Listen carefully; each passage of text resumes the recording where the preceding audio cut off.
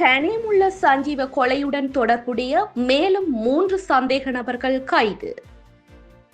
பாதாள உலக குழு ஒன்றின் தலைவர் என கூறப்படும் கனிமுள்ள சஞ்சீவ துபாயிலிருந்து அண்மையில் நாடு கடத்தப்பட்ட நிலையில் பூசா முகாமில் தடுத்து வைக்கப்பட்டிருந்தார். இந்நிலையில் கடந்த 19ஆம் தேதி கொழும்பு புதுக்கடை நீதவான் நீதிமன்றத்தில் இவர் ஆஜர்படுத்தப்பட்டார். குற்றவாளி கூண்டில் கனிமுள்ள சஞ்சீவ ஏறிய போது அங்கு சென்ற ஒருவர் துப்பாக்கி பிரயோகம் நடத்திவிட்டு தப்பிச் சென்றார்.